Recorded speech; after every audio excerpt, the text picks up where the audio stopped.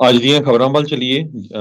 India ਨੇ ਵੀ Canada ਦਾ ਡਿਪਲੋਮੈਟ ਟਿਟ ਫॉर ਟੈਟ ਦੇ ਬਦਲੇ ਦੇ ਵਿੱਚ ਵਾਪਸ ਤੋਰ ਦਿੱਤਾ। ਉਹਨੂੰ ਕਿਹਾ ਵੀ 5 ਦਿਨਾਂ ਦੇ ਵਿੱਚ ਵਾਪਸ ਚਲੇ ਜਾ। ਇੰਡੀਆ ਤੇ ਕੈਨੇਡਾ ਦੇ ਰਿਲੇਸ਼ਨ ਇਸ ਟਾਈਮ ਬਹੁਤ ਹੀ ਜਿਹੜੇ ਖਤਰਨਾਕ ਮੋੜ ਤੇ ਖੜੇ ਹੋਏ ਆ।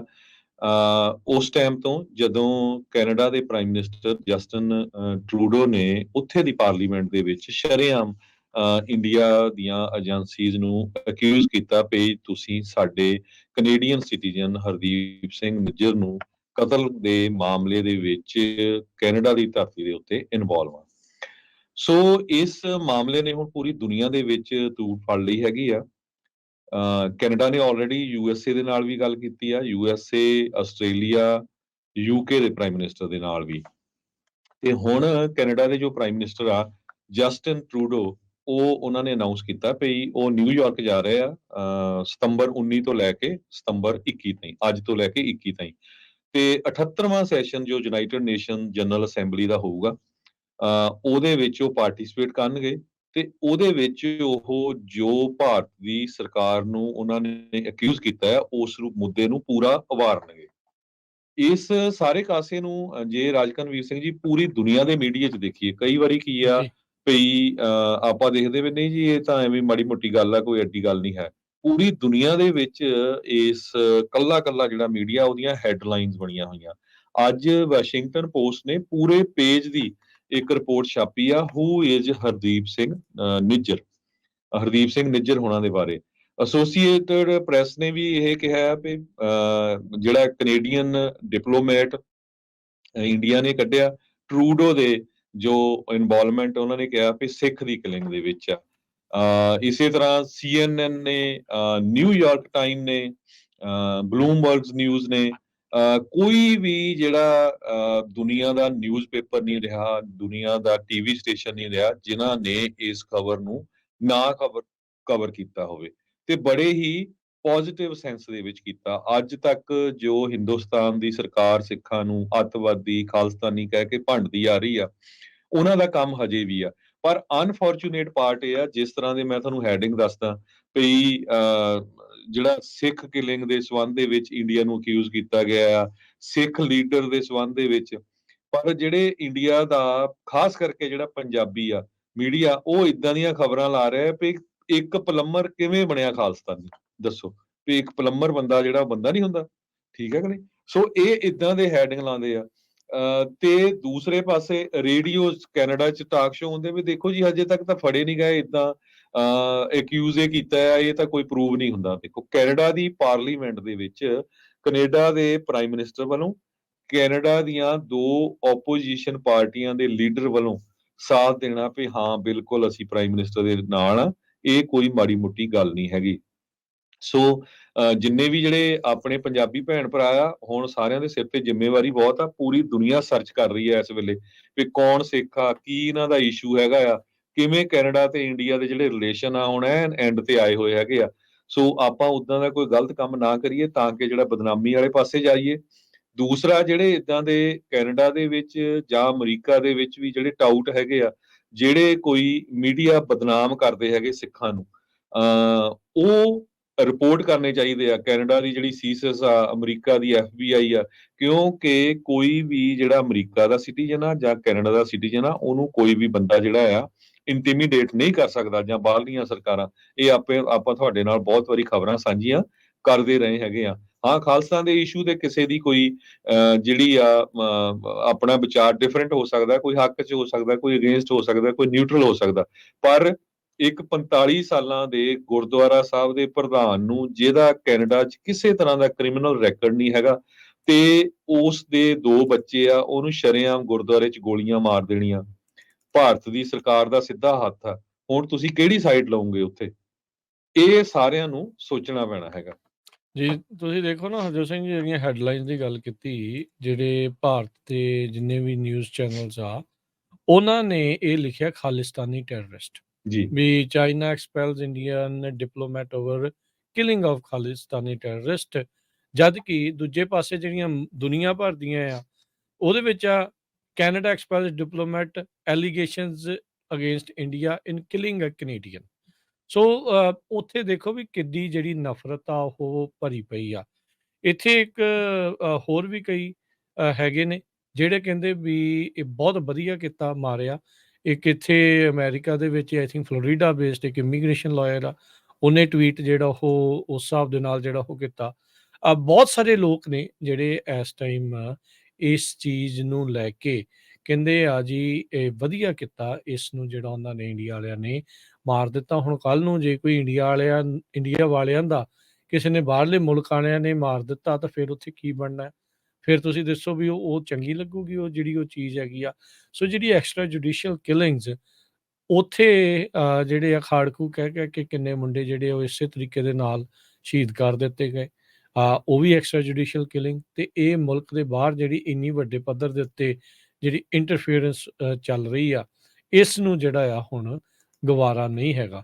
ਸੋ ਜਿਹੜੀ ਸ਼ੁਰੂਆਤ 'ਚ ਗੱਲ ਕੀਤੀ ਸੀ, ਉਹਨਾਂ ਨੇ ਜਿਹੜਾ ਕੈਨੇਡੀਅਨ ਡਿਪਲੋਮੈਟ ਉਸ ਨੂੰ ਐਕਸਪੈਲ ਇਸ ਪੱਧਰ ਦੇ ਉੱਤੇ ਜਿਹੜਾ ਉਹ ਕੀਤਾ ਵੀ ਜਿਹੜਾ ਕੈਨੇਡੀਅਨ ਡਿਪਲੋਮੈਟ ਆ ਸਾਡੇ ਇੰਟਰਨਲ ਮੈਟਰਸ ਦੇ ਵਿੱਚ ਬਹੁਤ ਜ਼ਿਆਦੀ ਇੰਟਰਫੇਰੈਂਸ ਜਿਹੜੀ ਆ ਉਹ ਕਰ ਰਿਹਾ ਸੀਗਾ। ਐਂਟੀ ਇੰਡੀਆ ਐਕਟੀਵਿਟੀਜ਼ ਦੇ ਵਿੱਚ ਉਸ ਦੀ ਇਨਵੋਲਵਮੈਂਟ ਸੀਗੀ।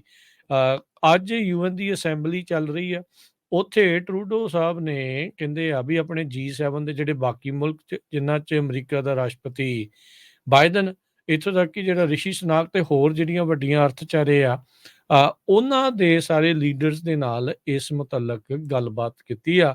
ਜਿਹੜੀ ਮਿਲਨ ਜੋਲੀ ਆ, ਉਸਨੇ ਵੀ ਇਸ ਗੱਲ ਨੂੰ ਦੱਸਿਆ ਹੈਗਾ, ਜਿਹੜੀ ਉੱਥੋਂ ਦੀ ਫੋਰਨ ਅਫੇਅਰਸ ਦੀ ਮਿਨਿਸਟਰ ਹੈਗੀ ਆ। ਉਸੇ ਨੇ ਕੱਲ੍ਹ ਦੱਸਿਆ ਸੀਗਾ ਵੀ ਜਿਹੜਾ ਇੱਕ ਇੰਡੀਅਨ ਡਿਪਲੋਮੈਟ ਜਿਹੜਾ ਰਾਹ ਦਾ ਮੇਨ ਬੰਦਾ ਹੈਡ ਮੰਨਿਆ ਜਾ ਰਿਹਾ ਸੀਗਾ ਕੈਨੇਡਾ 'ਚ, ਉਸ ਨੂੰ ਐਕਸਪੈਲ ਕੀਤਾ। ਇਹ ਕੈਨੇਡਾ ਦੇ ਦੁਆਰਾ ਇਹ ਸ਼ੁਰੂਆਤ ਹੋਈ ਆ, ਤੇ ਹੁਣ ਜਵਾਬੀ ਕਾਰਵਾਈ ਦੇ ਵਿੱਚ ਟਿਟ ਫਾਰ ਟੈਟ ਜਿੱਦਾਂ ਤੁਸੀਂ ਦੱਸਿਆ ਵੀ ਇੰਡੀਆ ਨੇ ਵੀ ਜਿਹੜਾ ਹਾਈ ਕਮਿਸ਼ਨਰ ਹੈਗਾ ਆ ਕੈਨੇਡਾ ਨੂੰ, ਉਸ ਨੂੰ ਸੰਮਨ ਕਰਕੇ ਬਾਅਦ ਦੇ ਵਿੱਚ ਬਾਹਰ ਜਿਹੜਾ ਆ ਉਹਨੂੰ ਜਾਣ ਨੂੰ 5 ਦਿਨਾਂ 'ਚ ਆਖ ਦਿੱਤਾ ਹੈਗਾ ਆ। ਸੋ ਕਾਫੀ ਜ਼ਿਆਦਾ ਇਸ ਟਾਈਮ ਸਥਿਤੀ ਜਿਹੜੀ ਹਰਜੋਤ ਸਿੰਘ ਜੀ ਇਹਨਾਂ ਦੋਨਾਂ ਮੁਲਕਾਂ ਦੇ ਰਿਸ਼ਤਿਆਂ ਦੇ ਵਿੱਚ ਨਾਜ਼ੁਕ ਜਿਹੜੀ ਉਹ ਬਣੀ ਪਈ ਆ। ਆਉਣ ਵਾਲੇ ਜਿਹੜੇ ਕਦਮ ਨੇ ਉਹ ਕਿਸ ਪਾਸੇ ਵੱਲ ਨੂੰ ਜਾਣਗੇ, ਇਹ ਇੱਕ ਵੱਡੀ ਜਿਹੜੀ ਆ ਉਹ ਗੱਲ ਹੋਊਗੀ। ਉਧਰ ਜਿਹਨੂੰ ਹੁਣ ਕੋਈ ਪੁੱਛਦਾ ਵੀ ਨਹੀਂ, ਅਮਰਿੰਦਰ ਵਰਗੇ ਕੈਪਟਨ ਵਰਗੇ ਉਹ ਕਹਿੰਦੇ ਵੀ ਵੋਟ ਬੈਂਕ ਦੀ ਰਾਜਨੀਤੀ ਜਿਹੜੀ ਆ ਇਹ ਟਰੂਡੋ ਇਸ ਟਾਈਮ ਕਰ ਰਿਹਾ ਹੈਗਾ। ਇਹ ਬਸ਼ਰੇਆਮ ਬਕਵਾਸ ਕਰਦੇ ਵੀ 4% ਪੋਪੂਲੇਸ਼ਨ ਆ ਸਿੱਖਾਂ ਦੀ, ਕਿੰਨਾ ਕੁ ਵੋਟ ਬੈਂਕ ਨੇ ਉਹਨਾਂ ਨੇ ਇਫੈਕਟ ਕਰਨਾ ਆ।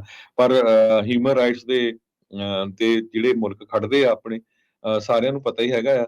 ਸੋ ਕੈਨੇਡਾ ਦਾ ਜਿਹੜਾ ਡੈਲੀਗੇਸ਼ਨ ਆ ਰਿਹਾ ਹੈ ਅਮਰੀਕਾ ਨੂੰ, ਅੱਜ ਪਹੁੰਚ ਗਿਆ ਯੂਨਾਈਟਿਡ ਨੇਸ਼ਨ ਜਨਰਲ ਅਸੈਂਬਲੀ ਨੂੰ ਐਡਰੈਸ ਕਰਨ ਦੇ ਲਈ। ਉਹਦੇ ਵਿੱਚ ਕੈਨੇਡਾ ਦੇ ਪ੍ਰਾਈਮ ਮਿਨਿਸਟਰ ਜਸਟਿਨ ਟਰੂਡੋ ਵੀ ਆ, minister of foreign affair Melanie Joly ਵੀ ਹੈਗੇ ਆ, minister of international development Ahmed Hussen, ਤੇ ਮਿਨਿਸਟਰ ਆਫ ਐਨਵਾਇਰਨਮੈਂਟ ਤੇ ਕਲਾਈਮੇਟ ਚੇਂਜ ਸਟੀਵ ਗੁਇਲਵਿਊਲਟ ਜੋ ਆ, ਇਹ ਵੀ ਹੈਗੇ ਆ। ਸੋ ਉਹਦੇ ਵਿੱਚ ਪ੍ਰਾਈਮ ਮਿਨਿਸਟਰ ਟਰੂਡੋ ਨੇ ਕਿਹਾ ਵੀ ਉਹ ਬਿਲਕੁਲ ਜੋ ਮੌਜੂਦਾ ਮਸੇ ਹੈਗੇ ਆ, ਮੁੱਦੇ ਹੈਗੇ ਆ, ਕਲਾਈਮੇਟ ਚੇਂਜ ਨੂੰ ਲੈ ਕੇ, ਹਿਊਮਨ ਰਾਈਟਸ ਨੂੰ ਲੈ ਕੇ, ਗਲੋਬਲ ਸਿਕਿਉਰਿਟੀ ਨੂੰ ਲੈ ਕੇ, ਡੈਮੋਕ੍ਰੇਸੀ ਨੂੰ ਲੈ ਕੇ, ਹਿਊਮਨ ਰਾਈਟਸ ਤੇ ਐਕਸੈਸ ਟੂ ਹੈਲਥ ਕੇਅਰ, ਇਹ ਸਾਰਿਆਂ ਦੇ ਉੱਤੇ ਉਹ ਬੋਲਣਗੇ। ਤੇ ਨੈਚੁਰਲੀ ਉਹ ਜੋ ਇੰਡੀਆ ਵਾਲਿਆਂ ਨੇ ਕੈਨੇਡਾ 'ਚ ਕੀਤਾ ਉਹਦੇ ਤੇ ਵੀ ਬੋਲਣਗੇ। ਬਹੁਤ ਸਾਰੇ ਸਰੋਤਿਆਂ ਨੂੰ ਇਹ ਵੀ ਦੱਸਦੀ ਜਾਈਏ, ਜਿਹੜਾ ਹਰਦੀਪ ਸਿੰਘ ਨਿੱਜਰ ਆ ਬਹੁਤ ਹੀ ਮਲਾਪੜੇ ਸੁਭਾਅ ਵਾਲਾ ਨੌਜਵਾਨ ਸੀ। ਇੰਨਾ ਪਿਆਰਾ ਸੀ, ਕਹਿੰਦੇ ਵੀ ਸਭ ਤੋਂ ਪਹਿਲਾਂ ਸਰੀ ਦੇ ਗੁਰਦੁਆਰਾ ਸਾਹਿਬ ਜਿੱਥੇ ਉਹ ਪ੍ਰਧਾਨ ਸੀ, ਉਹਨੂੰ ਜਿੰਨੇ ਹਜ਼ਾਰਾਂ ਦੀ ਗਿਣਤੀ 'ਚ ਸਟੂਡੈਂਟ ਸੀ, ਉਹਨਾਂ ਨੇ ਟਿਫਨ ਸਰਵਿਸ ਵੀ ਸ਼ੁਰੂ ਕੀਤੀ ਸੀ ਕਿ ਕੋਈ ਵੀ ਸਟੂਡੈਂਟ ਚਾਹੇ ਉਹ ਹਿੰਦੂ ਆ, ਮੁਸਲਮਾਨ ਆ, ਸਿੱਖ ਆਵੇ, ਪ੍ਰਸ਼ਾਦਾ ਛਕੇ ਨਾਲ ਵੀ ਲਿਜਾ ਸਕਦਾ। ਸੋ ਉੱਥੇ ਕਿਸੇ ਵੀ ਤੁਸੀਂ ਸਟੂਡੈਂਟ ਨੂੰ, ਕਿਸੇ ਵੀ ਜਿਹੜੇ ਕੈਨੇਡਾ ਵਸਦੇ ਲੋਕ ਹੈਗੇ ਆ, ਉਹਨਾਂ ਨੂੰ ਪੁੱਛ ਕੇ ਦੇਖਿਓ ਉਹਦੇ ਬਾਰੇ। ਤੇ ਜਿਹੜੀ ਹਿੰਦੁਸਤਾਨ ਦੀ ਸਰਕਾਰ ਆ ਉਹ ਤੁਹਾਡੇ ਸਾਹਮਣੇ ਆ ਵੀ ਕੀ ਜਿਹੜਾ ਉਹਨੂੰ ਅੱਤਵਾਦੀ ਵਾਰ-ਵਾਰ ਕਹੀ ਜਾਂਦੀ ਹੈਗੀ ਆ। ਹੁਣ ਕੈਨੇਡਾ ਦੀ ਪਾਰਲੀਮੈਂਟ ਦੇ ਵਿੱਚ ਅਗਲਿਆਂ ਨੇ ਕਹਿ ਦਿੱਤਾ ਵੀ ਸਿੱਖ ਐਕਟਿਵਿਸਟ ਸੀਗਾ। ਹੁਣ ਤੁਸੀਂ ਕਿੱਥੇ ਉਹਨੂੰ ਮਟੇਲੋਗੇ? ਇਹ ਤਾਂ ਹਿਸਟਰੀ ਦੇ ਵਿੱਚ ਦਰਜ ਹੋ ਗਿਆ। ਸੋ ਸਾਨੂੰ ਸਾਰਿਆਂ ਨੂੰ ਜਿਹੜੀ ਕੈਨੇਡਾ ਦੀ ਸਰਕਾਰ ਹੈਗੀ ਆ ਉਹਦਾ ਧੰਨਵਾਦ ਕਰਨਾ ਚਾਹੀਦਾ ਵੀ ਉਹ ਇਸ ਸੱਚ ਨੂੰ ਅੱਗੇ ਲਿਆਏ ਆ। ਤੇ ਦੂਸਰਾ, ਉਹਨਾਂ ਨੂੰ ਜਲਦੀ ਤੋਂ ਜਲਦੀ ਜਿਹੜੇ ਬੰਦੇ ਇਨਵੋਲਵ ਸੀ ਉਹਨਾਂ ਨੂੰ ਫੜ ਕੇ ਅੰਦਰ ਕਰਨਾ ਚਾਹੀਦਾ, ਉਹਨਾਂ ਨੂੰ ਸਜ਼ਾਵਾਂ ਦੇਣੀਆਂ ਚਾਹੀਦੀਆਂ ਹੈਗੀਆਂ। ਜੀ, ਜੀ ਬਿਲਕੁਲ। ਪਰ ਕੈਨੇਡਾ ਦੇ ਪ੍ਰਧਾਨ ਮੰਤਰੀ ਦੇ ਦੁਆਰਾ ਐਡਾ ਵੱਡਾ ਬਿਆਨ ਦੇਣਾ ਪਾਰਲੀਮੈਂਟ ਦੇ ਵਿੱਚ, ਇਹ ਜਿਹੜੇ ਐਲੀਗੇਸ਼ਨ ਤੋਂ, ਕਿਉਂਕਿ ਐਲੀਗੇਸ਼ਨ ਤੋਂ ਬਾਅਦ ਦੇ ਵਿੱਚ ਹੀ ਜੇ ਉਹਨਾਂ ਕੋਲ ਸਬੂਤ ਆ ਤਾਂ ਹੀ ਕਹਿਣਾ, ਕਿਉਂਕਿ ਕੋਈ ਵੀ ਪ੍ਰਧਾਨ ਮੰਤਰੀ ਪਾਰਲੀਮੈਂਟ ਦੇ ਵਿੱਚ ਇਸ ਗੱਲ ਨੂੰ ਸੁਖਾਲਾ ਨਹੀਂ ਕਹਿ ਸਕਦਾ ਵੀ ਆਪਣੀ ਉੱਦਾਂ ਹੀ ਜੋ ਜੀ ਕਰਦਾ ਹੈ ਜਿਹੜਾ ਉਹ ਬਿਆਨ ਆ ਉਹ ਦੇ ਦਈਏ। ਸੋ ਹੁਣ ਦੇਖੋ ਕੀ ਹੁੰਦਾ, ਕੈਨੇਡਾ ਵਿੱਚ ਵੀ ਭਾਰਤ ਦੀ ਛਵੀ ਖਰਾਬ ਹੋਈ ਆ, ਆਸਟ੍ਰੇਲੀਆ ਦੇ ਵਿੱਚ ਵੀ ਭਾਰਤ ਦੀ ਛਵੀ ਖਰਾਬ ਹੋਈ ਆ, ਕਿਉਂਕਿ ਲੇਟੈਸਟ ਜਿਹੜੀਆਂ 2 ਚੀਜ਼ਾਂ ਸਾਹਮਣੇ ਆਈਆਂ ਆ, ਉਹਦੇ ਵਿੱਚ ਇਹ ਪਤਾ ਲੱਗ ਰਿਹਾ ਵੀ ਇਹ ਆਪਸ ਦੇ ਵਿੱਚ ਉੱਥੇ ਬੈਠੇ ਜਿਹੜੇ ਉਹ ਕੀ ਕਰ ਰਹੇ ਆ। ਇੱਕ ਪਾਸੇ ਜਾ ਕੇ ਆਪਣੇ ਆਪ ਨੂੰ ਵਿਕਟਮ ਜਿਹੜਾ ਉਹ ਸ਼ੋਅ ਕਰਨ ਦੇ ਲਈ ਖੁਦ ਆਪਣੇ ਮੰਦਿਰਾਂ ਦੇ ਉੱਤੇ ਜਿਹੜੀ ਆ ਅਨਾਪ-ਸ਼ਰਾਪ ਲਿਖ ਕੇ ਸਿੱਖਾਂ ਨੂੰ ਬਦਨਾਮ ਕਰਦੀ ਆ, ਤੇ ਦੂਜੇ ਪਾਸੇ ਕੈਨੇਡਾ ਦੇ ਵਿੱਚ ਆ ਕੇ ਜਿਹੜਾ ਉਹਨਾਂ ਦੀ ਜਿਹੜੀ ਕਿਲਿੰਗ ਆ ਉਸਦੇ ਵਿੱਚ ਜਿਹੜਾ ਸਿੱਧਾ ਉਹਨਾਂ ਦਾ ਹੱਥ ਆ ਰਿਹਾ ਹੈ। ਸੋ ਨਾਲੇ ਰਾਜਕਨਵੀਰ ਸਿੰਘ ਜੀ, ਕੱਲਾ ਆਲ ਆਫ ਸਡਨ ਆ ਕੇ ਨਹੀਂ ਟਰੂਡੋ ਨੇ ਕਿਹਾ। ਟਰੂਡੋ ਜਦੋਂ ਇੰਡੀਆ ਦੇ ਵਿੱਚ ਵੀ ਗਿਆ ਸੀ G20 ਮੀਟਿੰਗ, ਉੱਥੇ ਕਹਿੰਦਾ ਮੈਂ ਮੋਦੀ ਨੂੰ ਕਲੀਅਰਲੀ ਕਿਹਾ ਤਾਂ ਹੀ ਵੀ ਤਾਂ ਮੂੰਹ ਤੁਹਾਡੀ ਬਣਿਆ ਰਿਹਾ ਸਰਕਾਰ ਉਹਦਾ, ਇਨਵੋਲਵ ਆ। ਤਾਂ ਹੀ ਤਾਂ ਮੂੰਹ ਵੱਟਿਆ ਰਿਹਾ, ਇਹਦਾ ਜਹਾਜ਼ ਜੀ ਵੀ ਹਾਂ, ਖਰਾਬ ਕਰਤਾ ਜਾਂ ਪਤਾ ਨਹੀਂ ਜੋ ਵੀ ਹੋਇਆ ਹੋਊਗਾ। ਜੀ। ਇਹਨੂੰ ਤੰਗ ਪਰੇਸ਼ਾਨ ਉਹਨਾਂ ਨੇ ਚੰਗਾ ਜਿਹੜਾ ਉਸ ਤੋਂ time ਪਹਿਲਾਂ ਕੀਤਾ ਹੁਣ ਸੀ। ਜਿਹੜਾ ਕੈਨੇਡਾ ਦੇ ਫੋਰਨ ਮਿਨਿਸਟਰ, ਉਹਨਾਂ ਦੀ ਸਟੇਟਮੈਂਟ ਆਈ ਆ ਵੀ 2 ਹਫ਼ਤੇ ਪਹਿਲਾਂ ਜੋ ਸੀਸਸ ਉੱਥੇ ਦੀ ਜਿਹੜੀ ਏਜੰਸੀ ਹੈਗੀ ਕੈਨੇਡਾ ਦੀ, ਉਹਨਾਂ ਦਾ ਹੈਡ ਇੰਡੀਆ ਦੇ ਕਾਊਂਟਰ ਪਾਰਟਸ ਨੂੰ ਇੰਡੀਆ 'ਚ ਮਿਲਣ ਗਿਆ ਵੀ ਤੁਸੀਂ ਸਾਡਾ ਸਾਥ ਦਿਓ, ਵੀ ਤੁਸੀਂ ਜਿਹੜੇ ਸਾਡਾ ਸਿਟੀਜ਼ਨ ਆ ਉਹਨੂੰ ਮਾਰਿਆ ਹੈਗਾ। ਸੋ ਇਹ ਕਾਫੀ ਲੰਮੇ ਸਮੇਂ ਤੋਂ ਪ੍ਰੋਸੈਸ ਨਹੀਂ, ਚੱਲ ਰਹੀ ਆ, ਇਹ ਨਹੀਂ ਇਹਨਾਂ ਵੀ ਨੇ ਆਲ ਆਫ ਝੱਟ ਸਡਨ ਆ ਕੇ ਜਾਂਚ ਸ਼ੁਰੂ ਦੇ ਕਰ। ਵਿੱਚ ਜਿਹੜਾ ਆ ਉਹ ਉਹਨਾਂ ਨੇ ਝੱਟ ਦੇਣੀ ਜਿਹੜਾ ਆ ਉਹ ਇਸ ਚੀਜ਼ ਦੇ ਵੱਲ ਨੂੰ ਜਿਹੜਾ ਉਹ ਲੱਭ ਲਿਆ, ਤਾਂ ਪਤਾ ਲੱਗ ਗਿਆ ਵੀ ਕੌਣ ਜਿਹੜਾ ਉਹ ਇਨਵੋਲਵ ਜਿਹੜਾ ਉਹ ਸੀਗਾ।